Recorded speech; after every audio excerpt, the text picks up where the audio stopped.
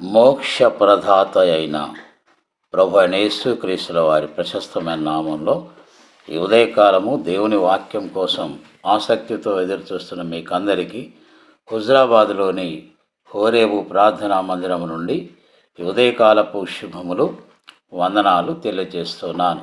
దేవుని వాక్యాన్ని చదువుకుందామండి. వైద్యుడైన లూకా వ్రాసిన సువార్త 19వ అధ్యాయము 8-9 వచనాలు. జక్కయ్య నిలువబడి, ఇదిగో ప్రభువా, నా ఆస్తిలో సగము బీదలకిచ్చుచున్నాను.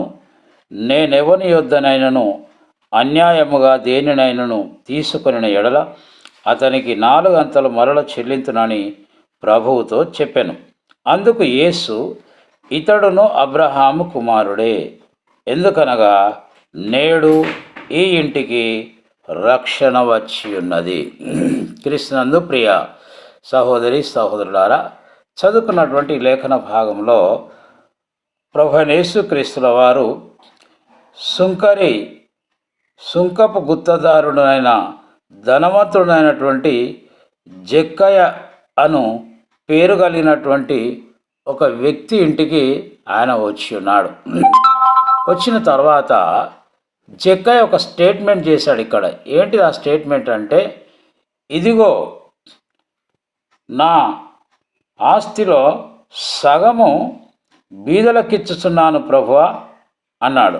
రెండవది, నేను ఎవరి యొద్దనైనా అన్యాయముగా దేన్నైనా తీసుకొనేలా తిరిగి 4 అంతలు మరలా చెల్లిస్తాను అని ఆయన తన యొక్క తీర్మానాన్ని లేదా నిర్ణయాన్ని తెలియపరిచాడు. అప్పుడు యేసు ప్రభువారు ఒక డిక్లరేషన్ ఇచ్చాడు, అనగా ఒక సర్టిఫికెట్ ఇచ్చాడు జక్కయ్యకు. ఏమని? ఇతడును అబ్రహాము కుమారుడే. మనము ఈ సర్టిఫికెట్ పొందుకున్నామా? ఎప్పుడు ఇస్తారు ఈ సర్టిఫికెట్ అంటే, మన తప్పిదాలను మనం ఒప్పుకున్నప్పుడు. ఇక్కడ జక్కయ్య ఒక లంచగొండిగా ఆయన యొక్క ట్యాక్స్ కలెక్టర్ ఉద్యోగాన్ని నిర్వర్తించాడని మనకు అర్థమవుతుంది. ఎప్పుడైతే యేసు ప్రభు వారు ఆయన ఇంటికి వచ్చాడో ఆయన తప్పిదాలు ఆయనకు అర్థమైపోయింది. ఒక పరిశుద్ధుడు నా ఇంట్లో పాదం మోపినాడు కనుక ఇక ఈ అపరిశుద్ధమైన ఈ జీవితం నాకు వద్దని అనుకున్నాడు ఆయన. అందుకే ఆస్తిలో సగం బీదలకు ఇస్తానంటున్నాడు. తర్వాత ఎవరి దగ్గరైనా అన్యాయంగా తీసుకుంటే ఒకదానికి 4 అంతలు చెల్లిస్తా అని తాను ఒప్పుకున్నాడు. అందుకే యేసయ్య అన్నాడు, ఇతడు అబ్రహాము కుమారుడే. మనం కూడా అట్టి సర్టిఫికెట్ పొందుకుందాం. ఆ రీతిగా పరిశుద్ధాత్మ దేవుడు మనం నడిపించును గాక. అందరికీ వందనాలు.